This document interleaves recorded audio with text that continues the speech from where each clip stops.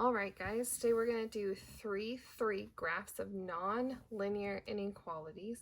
A lot of these graphs look like the graphs from last class, all right? So taking the parent graph and moving them around. I would suggest maybe writing your parent graph in pencil and then moving it to figure out where your final graph goes, just so that you can erase, because we are going to be doing shading of inequalities, okay? All right, so kind of just a bunch of practice problems. Determine whether these points are solutions for this inequality. So what we're going to do is we are going to plug them in and see if they work. All right. So I'm going to grab my pencil, see if you guys can see it. Actually, I'm not. I'm going to do different colored pens so you can see them all. All right, so 3, -4 is going to be my first point. I'm going to plug that in. So I'll have -4 is less than or equal to 3 minus 2 squared minus 3. So we're just going to solve and see if it works. So it'll be 3 minus 2 is 1. And that is 1 minus 3. So that's going to be -2. Okay. Is -4 less than or equal to -2? Yep. So this one works. This one's true. All right, let's try out another one. 4, 7. So we'll plug it in.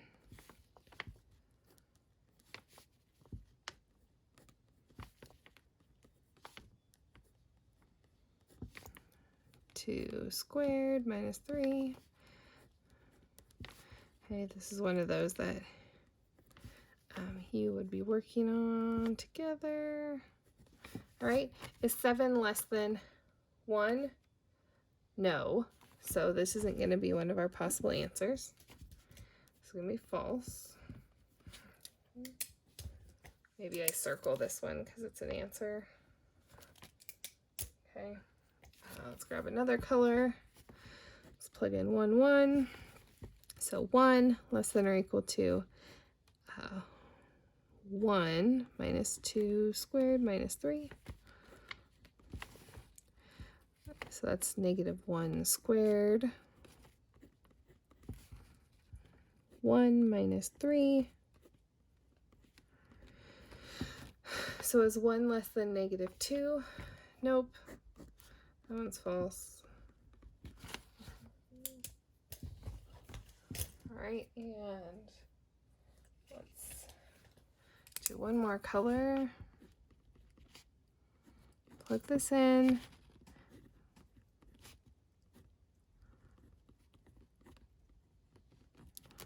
Okay, let's solve it. Do our parentheses first. That's 9 minus, 9 minus 3.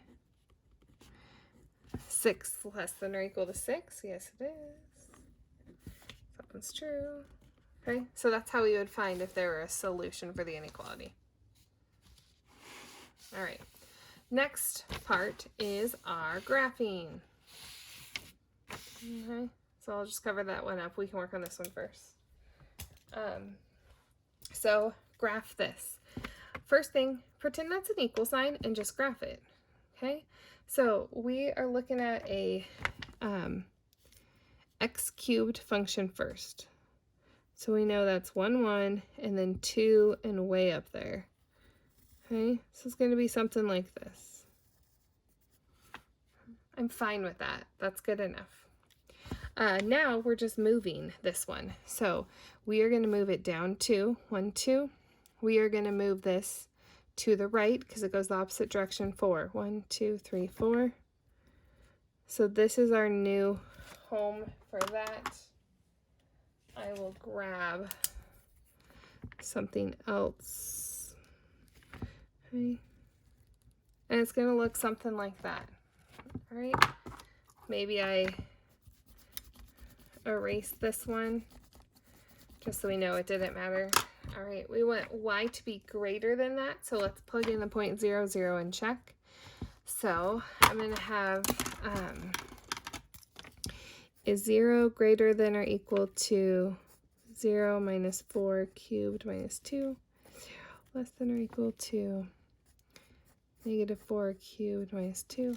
So negative 4 cubed is going to be a really big negative, and then more negative. So is 0 going to be bigger than a big negative? Yes, it is. So we're going to shade on this side over here. And done. That's our answer. Okay. All right, let's try this one out.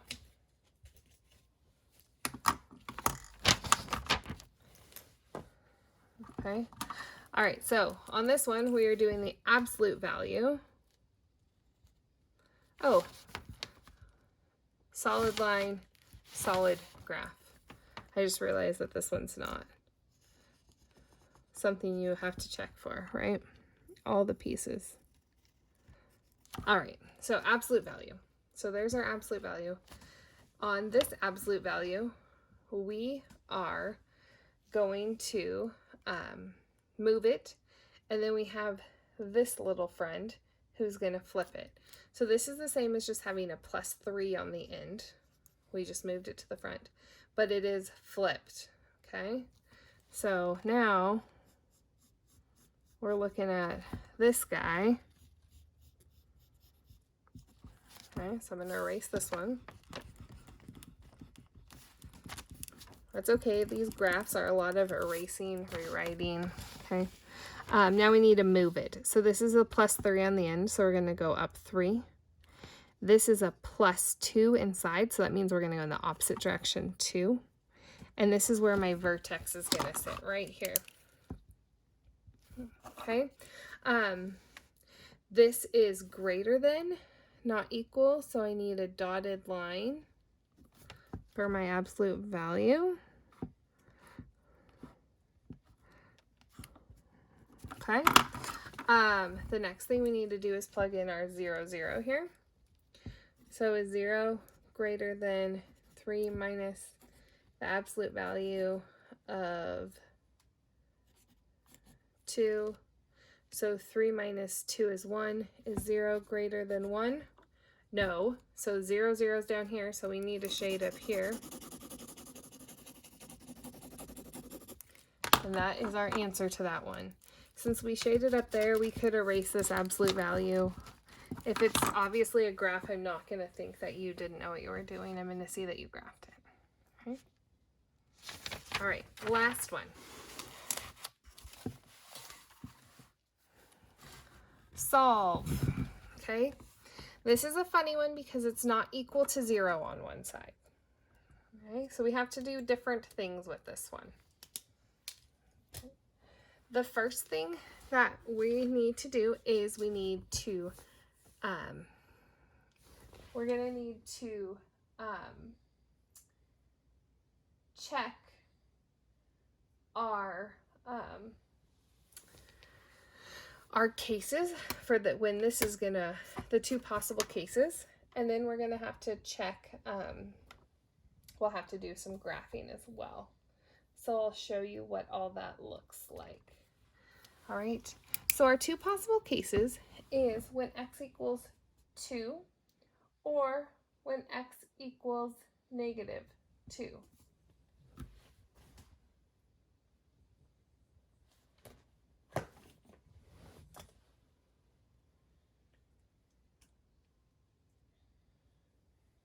I'm just checking to make sure. Okay, so that's actually not right. So our two cases are when this is going to be greater than 0 or when it is going to be less than 0. Why? Because it's inside of that absolute value. So we have to check both both scenarios, okay? All right. I'm losing my work.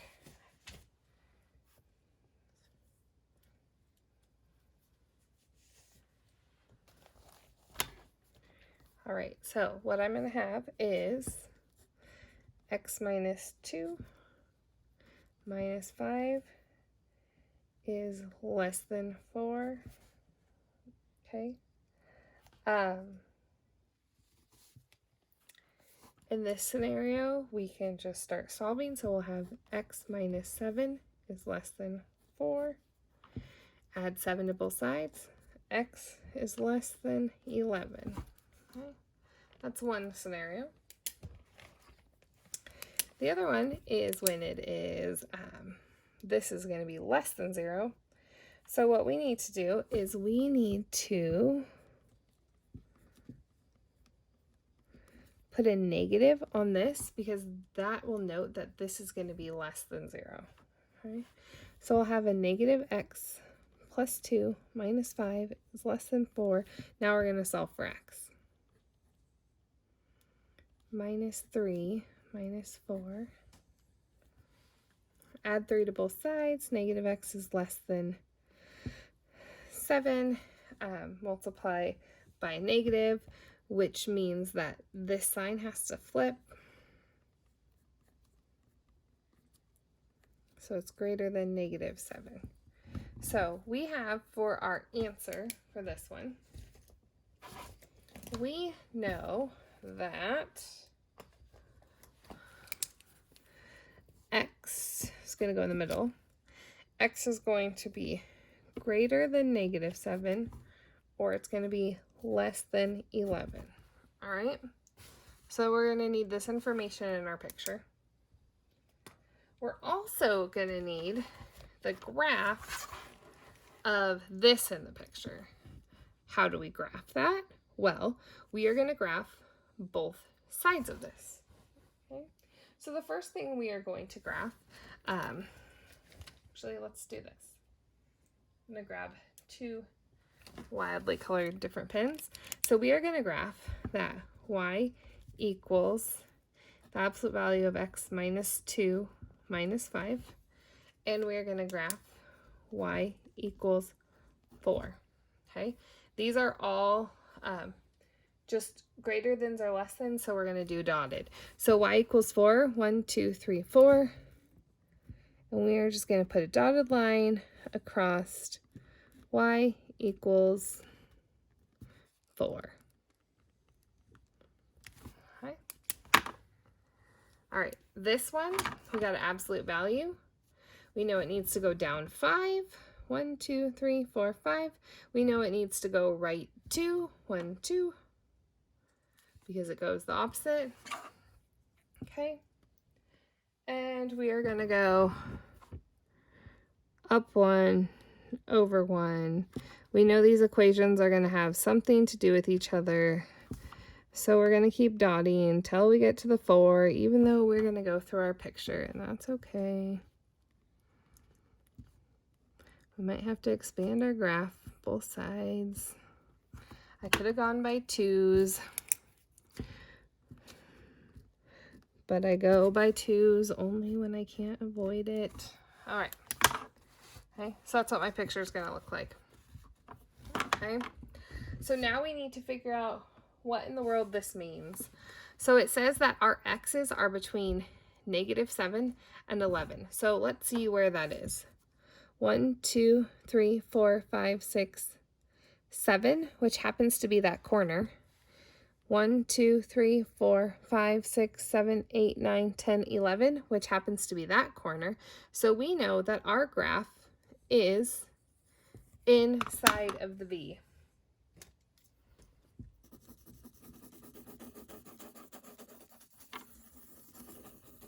Why? We graphed it, okay? And then this right here was the check for which side our shading went on. It happens to sit inside of the V, so that's where our shaded area is. Okay, homework. Page 150, number 13 to 21 odd. 25, 28, 29 through 39 odd. Have a fun time.